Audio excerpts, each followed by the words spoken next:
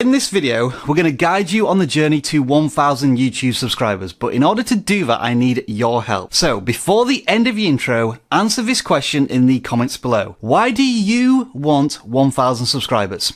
Let's do this. vidIQ. vidIQ. vidIQ.com.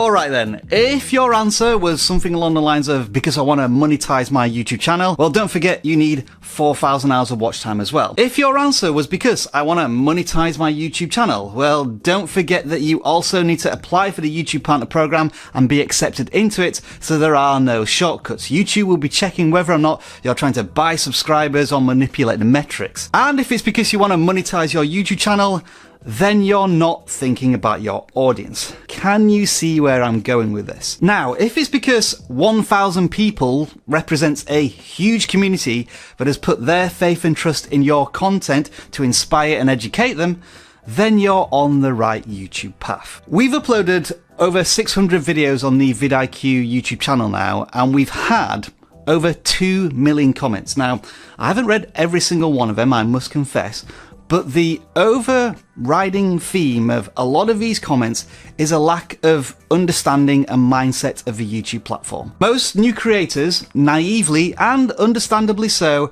are thinking more about what they can get from the YouTube platform rather than what they can give to their audience. And I've said this already in videos that we've made in 2020. Stop thinking about the metrics and how you gain things from the content that you create, and think first about what's valuable to your YouTube audience. I can almost guarantee that when you shift mindset from you to your audience, your channel will grow so much faster and so much more easily that you'll hit 1,000 subscribers before you even know it. And that's because your content, your daily interaction with your community becomes far more important than any milestone that you're trying to achieve. Hello, I'm Rob and welcome to vidIQ, the YouTube tool and channel that aims to educate you on your YouTube journey. For more YouTube tips, tricks and advice just like this, make sure to subscribe to the channel and do this, so that you're the first to be notified when we release brand new content. As always, school is, well, already in session.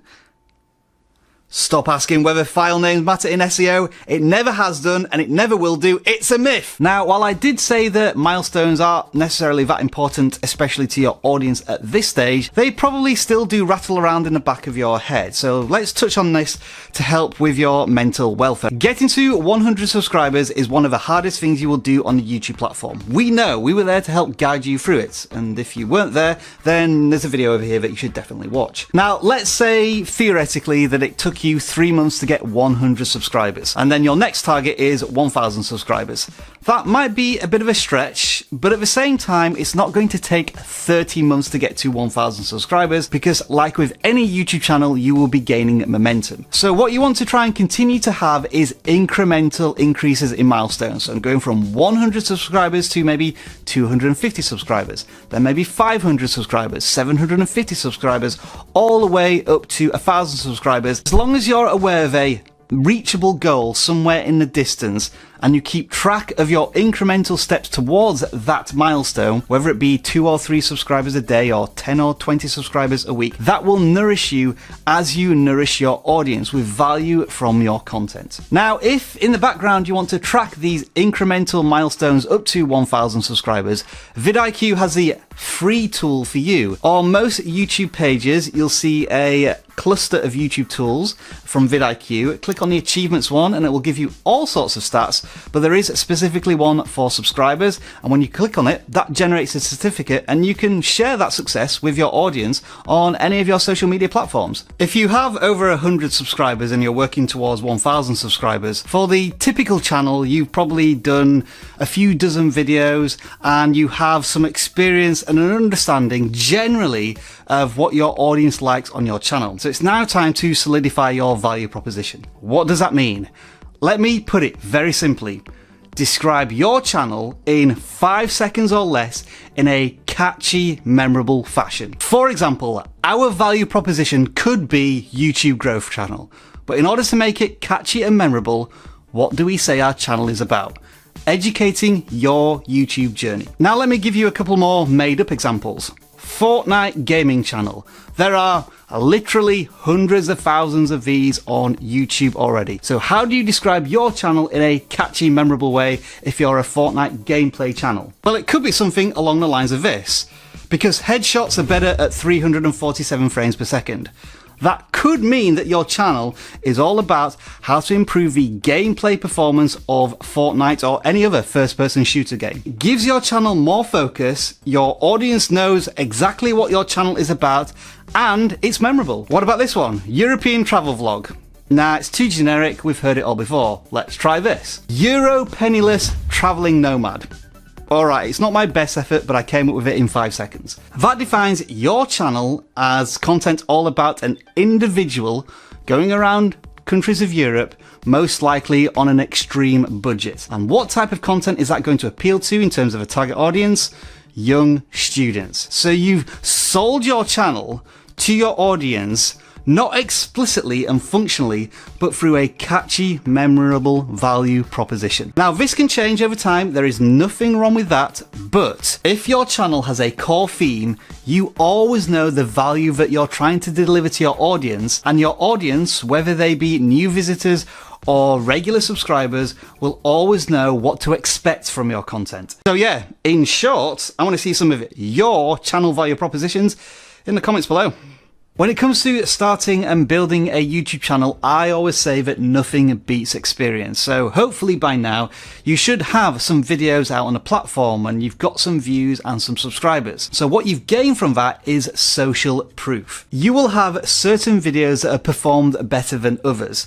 You'll have videos that have some engagement and some feedback, asking you to make follow-up videos or asking you general questions which you could potentially answer with future content. So my advice to you now would be to start researching your channel, even if it is the simplest trick in the book, which is to go to your video tab on your channel page and sort by the most popular videos. If there are any patterns in the top 5 or 10 videos that are telling you a certain type of content works, then make more of that content, whether it's about a particular topic or a video style. It may be that you've already chosen your video topic niche, whether it be sports, gaming, politics, wrestling, beauty, but from the content that you have, you should by now be able to find a sub-niche in that particular topic. Now, it might be predictions or tutorials or reaction videos, or when you're in front of camera and you're giving your personal stories. When you start your YouTube channel, there is nothing wrong with experimenting 80% of the time. But as your channel grows, you'll get to a stage where you are serving your audience the content they want to see 80% of the time, while you can experiment with the other 20% of content. Know more about your own channel and discover what works for your audience, and it's pretty simple, do more of it. And if you drill down into that concept a little further, if you want more subscribers, then look at the videos on your channel that bring in the most subscribers and make more content based on those videos. You can use the vidIQ channel audit tool to do this, as we have a column which shows you which videos on your channel bring in the most subscribers. And funnily enough, it's our video tutorials that are all about how to get more subscribers, hence why we're doing this follow-up video on how to get 1,000 subscribers in 2020. You know what we're also likely to do in the future? Based on the data we're getting from our channel audit tool, which is also telling us that we're making successful gaming content, we're going to make a video on how to get 1,000 subscribers as a gaming channel. It just makes sense. Now, this next thing may have been way down your priority list as you've built out your YouTube channel, but maybe you want to start thinking about creating a channel trailer. We've already talked about your value proposition. A channel trailer should essentially encapsulate that value proposition in a video of no more than 30 to 45 seconds. By all means, look at how successful creators have already used channel trailers to introduce themselves to an audience. What you're generally going to discover with channel trailers is that you have 1,000 fantastic ideas, but you only need to put one of them in that video, or else it's too long. With all that being said, there is an alternative to a dedicated channel trailer, and that is to use the video that converts most subscribers on your channel and use that as your channel trailer, as it's already proven to work with your audience. Next up, it's time to start taking search engine optimization, or SEO, seriously on the YouTube platform. After all, it is the second largest search engine in the world, and most creators get their start on YouTube by having discoverable content through search. This means extensive keyword research into your topic to find out what people are searching for, including those keywords in the titles, but also making those titles intriguing to click on. This also includes expanding your keywords out to your video descriptions, video tags if you want to, and trying to include keywords in the vocabulary of your video content, because YouTube is watching and listening to everything you put out on the platform. Now, some of these things admittedly are marginal gains, but remember this: if you're a channel with 100 subscribers versus another channel with 100 subscribers, would you rather be the video content creator that is giving YouTube as much information about their video as possible, or the one who's just throwing stuff onto YouTube and expecting it to be discovered? As you might expect, keyword research is a huge learning topic in itself. So we've done a big video over here on YouTube, but we've also done a massive course in the vidIQ Academy. vidIQ Academy allows you to go into microscopic detail on YouTube topics, including thumbnails, keyword research, finding your niche, starting a YouTube channel, and monetizing your content. And the best news is, when you sign up for either vidIQ Pro or Boost, you get the Academy included. There is a link in the video description. This next point is true for every single video creator, no matter where they are in their YouTube journey. And that is that they have pain points that are preventing their progress. Now, that could be thumbnails that just aren't clickable, or keyword research that doesn't match up to what people are searching for, or you're just absolutely terrible in front of camera, which means that you have to retake every single shot 10 times. And now is a good time in the early stage of your YouTube journey to start identifying these pain points and facing them head on. The longer you ignore that pain point, the more brittle that foundation on your YouTube channel will be, to a point where it is just crippling, handicapping your channel completely. Now, I don't suggest trying to tackle all of your pain points all at once. Identify which you personally feel is the thing that's holding your channel back the most. And usually at this point in a creator's journey, it's thumbnails. Now, if it is thumbnails, again, we've got a really big playlist over here on YouTube on how to create better thumbnails, and an Academy course down here. Whatever it is, spend an extra half an hour or hour per video trying to improve on that pain point by 1%. If you start to improve on something today, in 2 or 3 months, you'll look back at where those videos were and you'll think, yeah, that was horrible. Those thumbnails were terrible, but I'm so glad they look like this today because I'm getting a higher click-through rate and more views. Or presenting in front of camera, or your video editing, or your B-roll, whatever it is, start tackling it today. A lot of what I'm telling you in this video about how to get 1,000 subscribers is foundational strategies that are going to put your channel in good stead as you move forward as a video creator. Hopefully you're taking a lot of this on board, along with all of the other tips, tricks and advice you're getting from other YouTube educators. But what I would also encourage is to stay weird.